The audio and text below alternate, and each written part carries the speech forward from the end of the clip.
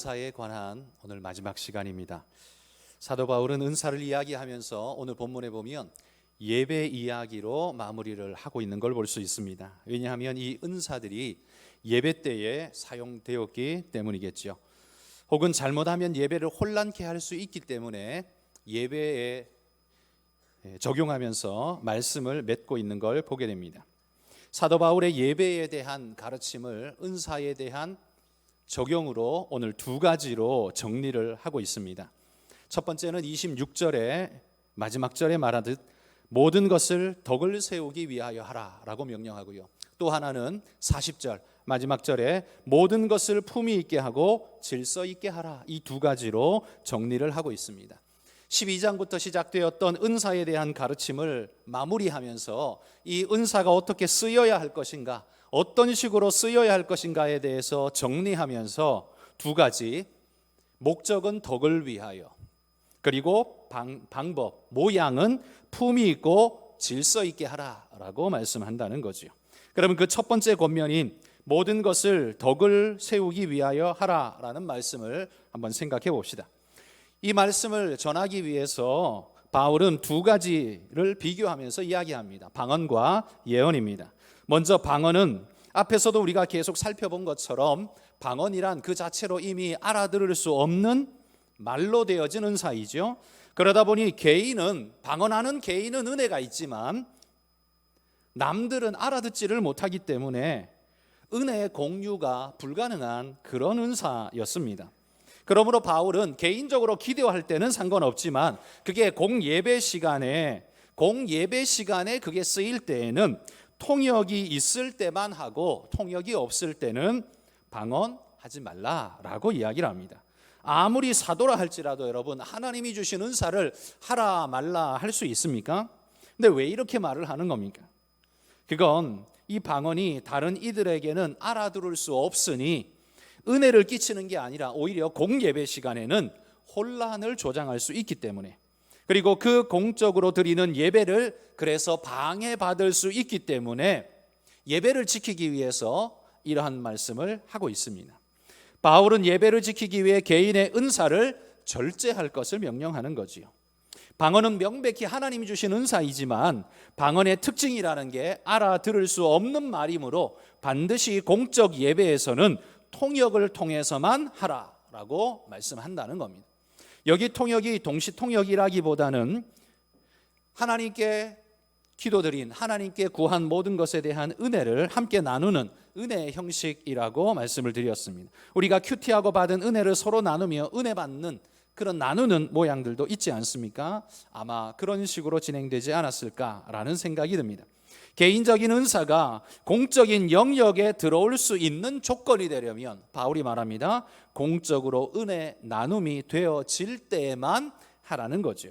아무리 내가 은혜 받았다고 또 내가 은혜롭다고 해서 남들이 못 알아듣는 말로 그렇게 예배 시간에 큰 소리로 떠들어대 버리면 그게 비록 개인에게는 은혜이지만 남들에게는 예배에 방해가 될 수 있다는 겁니다. 그러므로 바울은 공적 예배에서는 반드시 모두가 은혜 나눌 수 있는 방법으로 할 것을 명령합니다. 그리고 또한 이 방언에 대한 또 한 가지 가르침은 27절에 말하는데요. 만일 누가 방언으로 말하거든 두 사람이나 많아야 세 사람이 차례를 따라 하고 한 사람은 통역할 것이요, 이렇게 말합니다.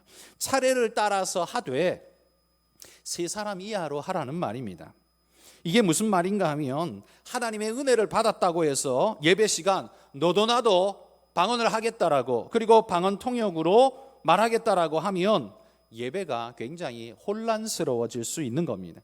그래서 아무리 그것이 하나님께 받은 은혜라 할지라도 예배 시간을 너무 길게 끌고 갈 수도 없지요. 여기저기서 불쑥불쑥 계속해서 이야기를 나눌 수는 없지요. 그래서 바울이 절제를 하게 하는 것입니다. 은사의 나눔이 많으면 많을수록 좋겠지만 그게 개인적인 사적 자리에서는 상관없는데 그게 공적인 정해진 예배의 룰 안에서는 너무 많이 하게 되면 오히려 혼란함을 가져다 줄 수 있다는 거죠. 번잡함이 생길 수 있다는 겁니다. 그래서 세 사람이야 두 사람이나 혹은 많아야 세 사람 정도만 하고 그 이상은 하지 말라, 이렇게 말하는 겁니다. 자, 이 덕을 세우기 위하여 하라는 이 첫 번째 권면에 방언의 이야기를 했습니다. 두 번째 예언의 이야기도 하고 있습니다. 지난번 제가 설교에서 말씀드렸다시피 성경에서 예언이라는 단어가 나오면 그 예언은 하나님이 주신 특별한 은혜의 계시라고 할 수 있지만 대부분은 여기 우리가 가장 가까운 단어로 바꾸자면 하나님이 주신 말씀을 선포한다는 측면에서 말씀 전파, 설교에 가까운 의미다. 제가 그렇게 말씀을 드렸습니다. 여러분, 지금 우리는 예배 시간에 여러 사람이 설교하지 않습니다. 한 사람만 설교합니다. 그래서 예배 시간 혼란하거나 번잡함이 없습니다. 그러나 초대교회 당시에는 그렇지 않았던 것 같습니다. 아직 우리처럼 성경이 확정되지 않은 상태가 지금 고린도 교회의 상태이죠. 그래서 텍스트가 될 수 있는 말씀책이 아직 그들에게는 없습니다. 그렇기 때문에 그때에는 그들이 말씀을 전해 들은 말씀을 구두 메시지로 앞에서 전하고 나누는 것이 아마 유일한 나눔의 제목이었을 겁니다. 혹은 사도들이 보내준 서신을 함께 읽고 그 말씀을 나누는 것이 아마 전부였을 겁니다. 우리가 알다시피 바울, 바나바, 디모데, 아볼로 이런 일꾼들은 다 그 초대교회의 말씀의 메신저였습니다. 예배 시간에 말씀을 전하는 자였다라는 거지요. 이때에는 지금처럼 목사만이라는 이렇게 한정지어진 룰이 따로 있었다, 그렇게 말하기는 어렵겠지요. 그럴 수 없었을 겁니다. 왜냐하면 모두가 다 지금 복음을 전해들은 지 얼마 되지 않은 상태의 사람들이 대부분이지요. 바울이 선교하고 떠나가 버린 그 남은 자리에는 누군가가 우뚝 서서 바울 같은 권위를 가지고 말씀을 전하기에는 아직 그들에게는 그러한 모습이 갖추어져 있지 않은 그런 상태였습니다. 그러다 보니 그들 가운데 하나님의 말씀을 마음에 감동받고 주신 말씀을 나누는, 직접적인 하나님이 주신 계시를 나누는 말씀도 있겠지만 이 하나님이 주신 전해들은 은혜의 말씀들을 나누는 많은 사람들도 있었을 겁니다. 그 나눔을 향할 때 29절에 보면 이렇게 말합니다. 둘이나 셋이나 말하고, 예언을 하는 자는 둘이나 셋이나 말하고 다른 이들은 분별할 것이요, 이렇게 말합니다. 그 이상은 하지 말라는 거죠. 그건 말씀이 나빠서가 아니라요, 예배의 질서를 위해서 조절하려는 것입니다. 방언과 똑같은 이유에서이죠.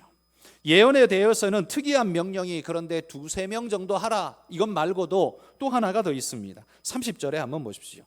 만일 곁에 앉아있는 다른 이에게 계시가 있으면 먼저 하던 자는 잠잠할지라고 명령하고 있습니다. 이 계시는 하나님이 주신 특별한 그 시대에 하나님이 초대교회 때 베풀어 주신 특별한 은혜의 말씀일 수 있고요, 또 어떤 이들에게는 하나님이 그의 심령에 감동해 주신 이전에 들었던 말씀이 감동으로 주어져서 다시금 그것을 은혜로 고백하는 말씀이 될 수도 있을 거라고 생각합니다. 성령의 나눔을 듣고 새롭게 주시는 성령의 은혜가 주어지면 새로운 사람이 누군가 그 말씀을 전하면 먼저 하던 자는 잠잠히 그 말씀을 경청하라고 말합니다. 쉽게 말하면 이런 거지요. 하나님이 내게 주신 은혜의 말씀을 내가 선포했습니다. 선포하고 말씀을 전했는데 그 뒤에 이어서 누군가가 옆에서 또 하나님의 말씀을 선포합니다. 그때에는 먼저 전했던 나는 잠잠히 그 새로운 사람에게 주시는 하나님 말씀을 듣고 아멘하며 마음으로 받으라는 거지요. 말을 거기에 덧붙여가지고 이 사람 저 사람이 막 분주복잡하게 말하는 그런 형태로 하지 말라는 겁니다. 이 말씀은 아마 뒤에 한 말씀은 다른 말이라기보다는 앞에 한 말씀을 하나님이 강화시켜주는 하나님이 또 다른 은혜의 말씀이라고 생각됩니다. 그리고 누군가가 똑같은 말을 계속적으로 반복, 한 사람이 계속하면 불편하고 힘겹겠죠. 하나님이 특별한 은혜로 2-3사람까지만 하도록 지금 바울을 통해 우리에게 허락하고 있다는 겁니다. 그러므로 보십시오.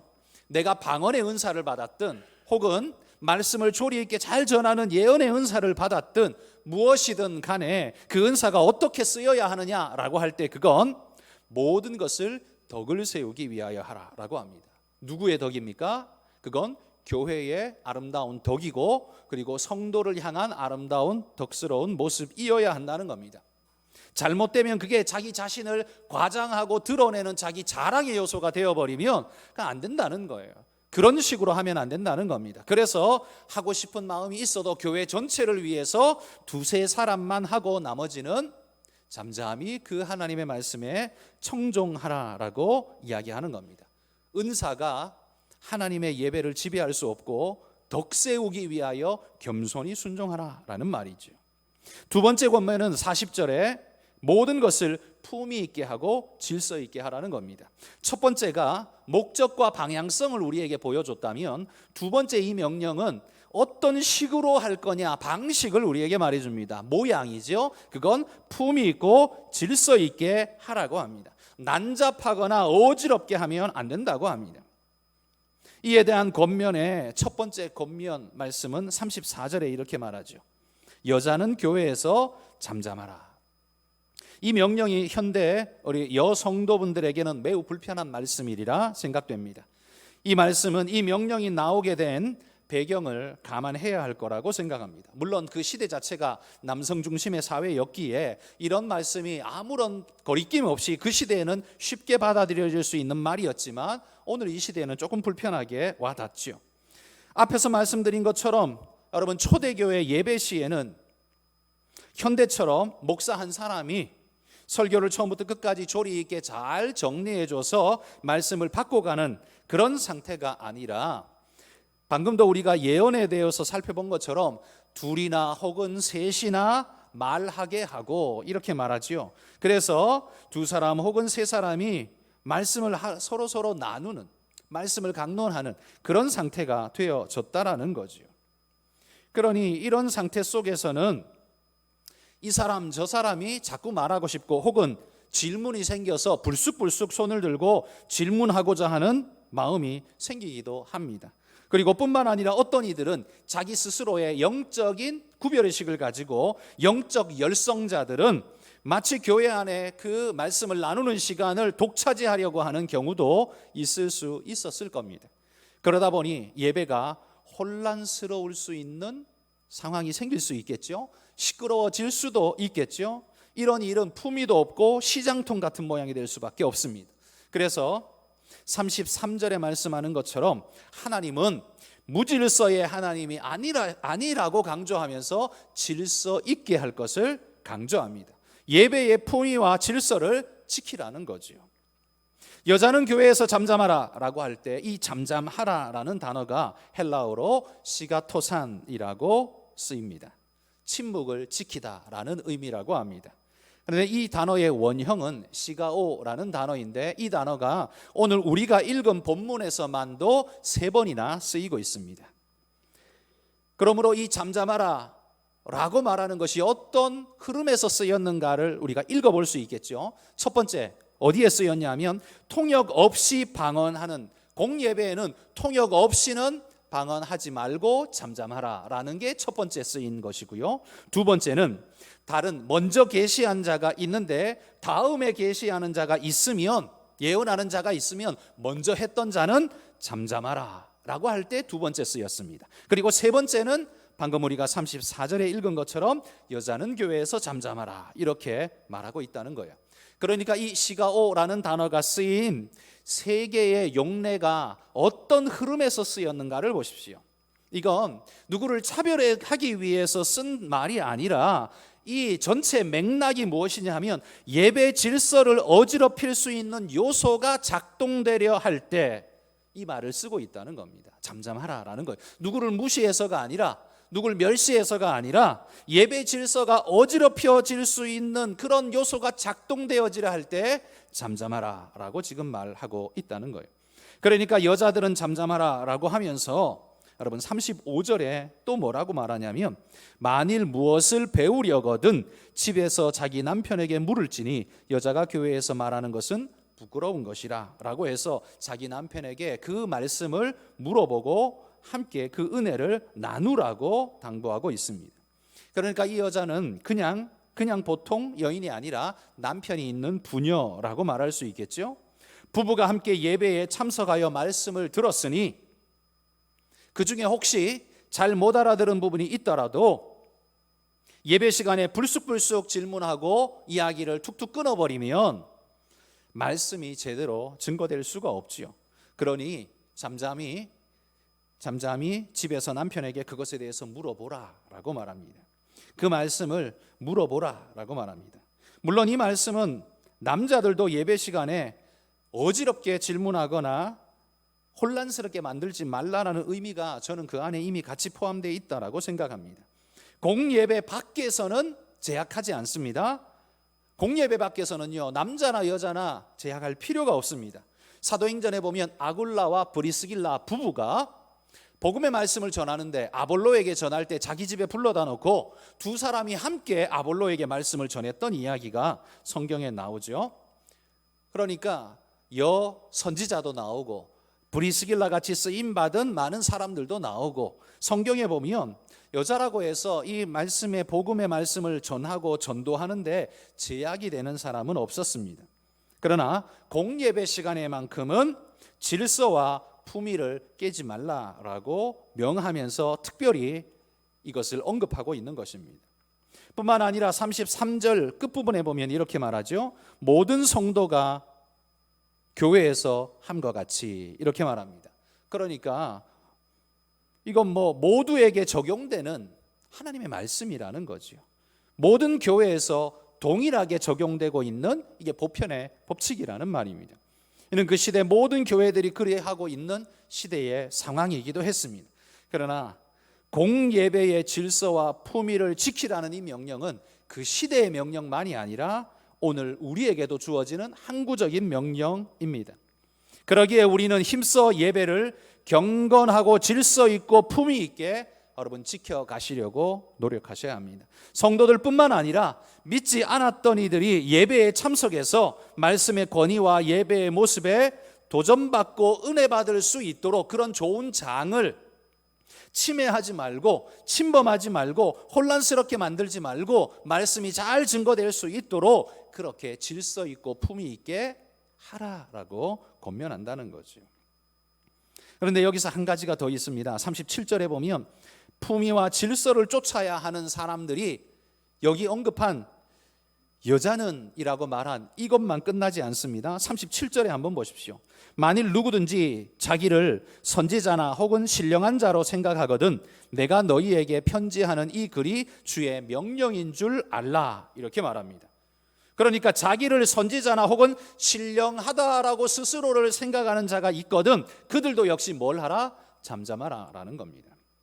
부녀들만이 아니라 스스로를 선지자나 신령한 자로 인식한다고 해서 그들이 공예배를 장악하고 지배하고 떠들어대는 것 그들에게 허락되었느냐? 아니라라는 말이죠. 그들 역시 예배의 질서에 순종하고 품위를 지켜야 한다라는 말입니다. 그러면서 38절에 이런 말씀을 덧붙입니다. 만일 누구든지 알지 못하면 그는 알지 못한 자니라. 여러분, 이 구절이 되게 무슨 말 하는지 되게 어렵지 않습니까? 되게 생뚱맞아 보이기도 하는 말입니다. 이게 무슨 말인가 하면 누구든지 바울이 전한 이 말씀이 하나님의 명령에 부합한 말씀인 줄 알지 못한다면, 깨닫지 못한다면 그 역시 하나님을 알지 못하는 자일 뿐이라는 거지요.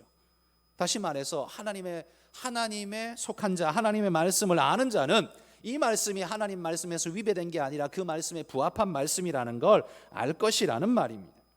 하나님의 뜻과 그의 말씀을 받지 못하는 자는 하나님을 알지 못하는 자일 뿐이라 도전적인 무서운 말씀을 하지요. 이런 자들은 자기 의에 취한 자들일 수 있고 자기 자랑을 일삼는 자들이 될 수 있습니다. 그러므로 이 말씀에 순종하고 잠잠하라 말씀을 하는 겁니다. 여러분, 12장부터 14장까지 세 개의 장에 걸쳐서 은사에 대해서 여러 번 제가 설교를 계속해서 하고 있습니다. 이 모든 걸 종합하면서 오늘 두 가지 권면으로 정리합니다. 저는 이 두 가지 권면을 세 가지의 가르침으로 이렇게 말씀을 정리하고 싶습니다. 첫 번째, 하나님께 드려지는 예배는 질서 있고 품위 있게 주님의 성품을 닮은 모습으로 드리도록 여러분 힘쓰시기를 바랍니다. 질서의 하나님이신 하나님께서 하나님께 드리는 이 예배이기 때문에 여러분 우리는 난잡하거나 혼란스럽게 예배해서는 안 됩니다. 이 예배에 참석하는 성도들 역시 질서와 품위 속에서 그 큰 은혜를 얻게 되는 것 아닙니까? 그러니 그 은혜, 모든 사람이 은혜에 젖어들 수 있도록 누구의 예배를 방해하지 말고, 은혜 받는 누구의 예배를 방해하지 말고 질서와 품위를 따라서 모두가 은혜에 이르도록 그렇게 순종하라라는 거죠. 두 번째는 누군가가 무엇을 할 수 있다, 은사를 받았다라고 생각할 때 받은 것 자체가 중요한 게 아니라 덕을 세우기 위하여 하나님이 하라고 주셨다는 사실을 잊지 말라는 겁니다. 은사를, 방언을 할 줄 아는 것, 그게 중요한 게 아닙니다. 그 은사를 하나님을 위해 어떻게 쓸 것인가가 중요한 것입니다. 그래서 사랑이 없으면 그냥 시끄러운 꽹과리 소리에 지나지 않는다까지 이야기하셨습니다. 그러므로 여러분, 내가 어떤 은사를 가지고 어떤 능력을 가졌더라도 예배 앞에서는 잠잠하십시오. 교만하게 자기 능력을 과시하거나 나타내서는 안 됩니다. 오직 덕을 세우기 위해서 그 은사는 쓰임받아야지, 자기 자랑을 하거나 과시하기 위한 용도로 쓰이는 은사라면 그건 오용, 잘못 쓰인 것이라는 말이죠. 그러므로 여러분, 은사는 나를 위해 주신 게 아니라 어찌 보면 주를 위해, 그리고 교회를 위해, 믿음의 형제를 위해 주셨다는 사실을 기억하고 덕을 세우기 위해서 여러분의 은사를 잘 사용하시기를 바랍니다. 마지막 세 번째는요, 예배를 아름답게 드리기 위해서는 스스로 절제해야 한다라고 말합니다. 내가 할 수 있는 것을 과시하려는 모습은 그건 하나님을 경배하려는 게 아니라 자기를 자랑하려는 것에 지나지 않습니다. 주님의 피로 값주고 사신 이 공동체를 여러분 그런 식으로 사용하려는 것은 그건 거의 우상 숭배에 다를 바 없는 일입니다. 자기를 우상 숭배하는 우상 숭배에 다를 바 없다는 거예요. 예배를 자기 숭배의 토양으로 만들어 버리는 거, 그건 우상 숭배에 다를 바가 없다는 말입니다. 그러므로 여러분 기억하십시오. 어떤 큰 은사라도, 방언이든 예언이든 병고침이든 귀신을 쫓아내든 어떤 은사라도 예배보다 크지 않습니다. 이 사실을 기억하십시오. 함부로 예배를 장악하려는 잘못된 마음을 우리는 그 누구도 가져서는 안 됩니다. 예배자들은 함께 드리는 이 공예배 앞에 우리 모두는 겸손해야 합니다. 그 겸손이 모여서 하나님 앞에 절제 있고 품위 있는 예배로 주님을 영원롭게 하는 그런 예배자가 되는 것입니다. 그러므로 여러분, 바울의 이 공예배 핵심 포인트를 잊지 마시기를 바랍니다. 어떤 사람도 예배의 주인이 될 수 없습니다. 그런데 요즘 교회들 보면, 예배하는 걸 보면 가끔 어떤 교회는 마치 성도가 예배의 주인인 것처럼 예배하는 교회들이 있는 것 같습니다. 저는 이런 모습은 굉장히 위험한 일이라고 생각합니다. 여러분 생각해 보십시오. 성도가 예배의 주인입니까? 성도가 어떻게 예배의 주인일 수 있습니까? 누가 주인입니까? 하나님만이 예배의 주인입니다. 여러분, 교회의 주인은 누굽니까? 성도입니까? 하나님입니다. 그런데 교회에 문제가 생겨서 이게 법정에 가면, 교회의 법정에 가면 법정에서는 교회의 주인을 누구라고 말합니까? 성도라고 말하죠. 왜? 하나님을 인정하지 않기 때문에 그들의 시야에서는, 그들의 시선에서는 회중들, 그러니까 성도들이 이 교회의 주인이다, 주권이 그들에게 있다, 이렇게 말할 수밖에 없어요.